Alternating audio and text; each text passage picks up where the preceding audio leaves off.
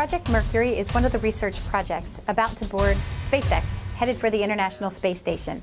This research project is made possible by Space Florida and NanoRacks, and it involves 3 organizations: UC Davis and the Eisen Lab, SciStarter, an online citizen science community, and Science Cheerleader, an organization of more than 250 current and former NFL and NBA cheerleaders who are also scientists and engineers. The research has 3 components. The one we're extremely excited about today, for obvious reasons, will be heading via SpaceX to the International Space Station. And these are 4 carefully selected microbes. The microbes will be compared for their growth rates on the International Space Station, which, as we know, has a near zero-G environment. We'll look at their counterparts left on Earth at the UC Davis lab. We'll compare their growth rates to each other, and we'll also ask the astronauts to swab the inside of the space station. So they'll be sending us samples of microbes, germs, that live on the International Space Station.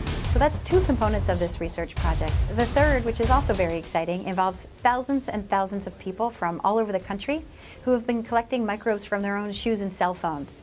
All of those samples get sent to Argonne National Lab, where they're sequenced and fed into what's called an Earth microbiome map. All of this is available and open to the public. You can go to spacemicrobes.org to see what we're finding. You can go to spacemicrobes.org as well to understand the growth rate comparisons that are happening on the space station. As soon as we find out, you'll find out. You'll also learn there what kind of microbes the astronauts did collect from the space station. And I would like to add one thing. The samples that are sent to the International Space Station are safe. They're common bacteria, and they were collected from the most fascinating places, including Liberty Bell, Sue the T-Rex, the Philadelphia Phillies Stadium, the San Francisco 49ers Stadium. So in carrying on with that sports theme, when we have this race in space, it will be positioned as a microbial Super Bowl in space, and we're very anxious to see which team wins.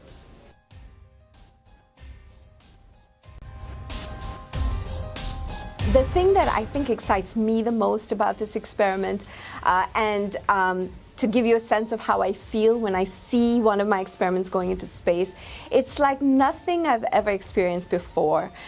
When you see that craft leave the Earth's surface and go, so far above our atmosphere with the experiment that you worked very hard on for the last several years, and that you touched, and then you anticipate all the exciting science data that you're going to get back. This experiment involves using fruit flies, or Drosophila melanogaster, and we are going to look at cardiovascular function. So we're actually going to look at how the heart functions in the spaceflight environment.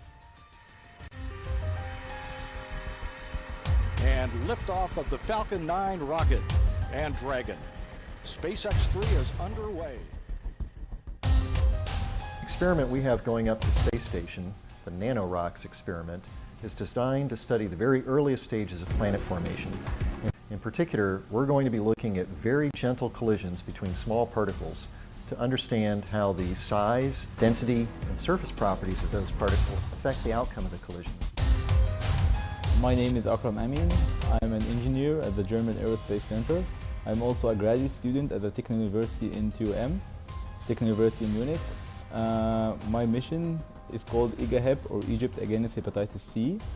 We are planning to send purified proteins of the hepatitis B virus in order to be crystallized in a microgravity environment, and then after it returns from the ISS, we can try to gain the crystal structure of it and try to understand its behavior and how it replicates, and after that we can use this information to target the replication process and stop it.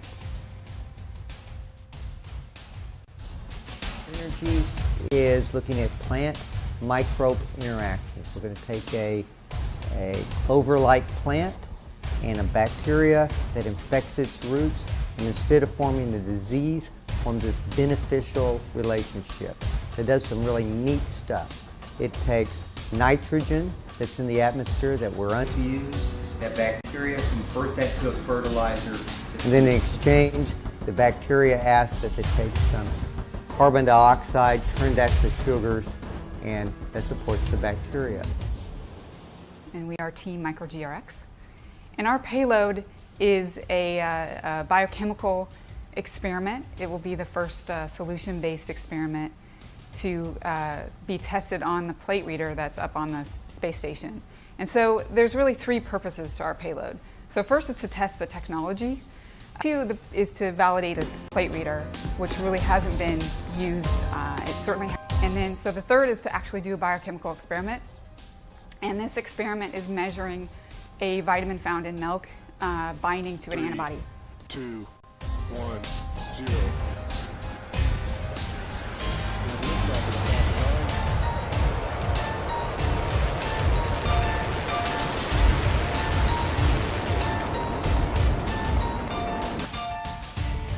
So we call the experiment SABLE, which stands for Self-Assembly in Biology and the Origin of Life. We're making a small little chemistry lab in a hole that's 4 inches by 4 inches by 6 inches. And within that we have 9 vials that we grow long-thin protein fibers in. And they self-assemble in a vial essentially. And we do that in the laboratory. We've been doing it for a number of years. They go through a series of phases where they units that grow long fibers. The fibers then begin to settle in the solution. They sort of lock over each other and get into more complex forms. We are going to do it in weightlessness. And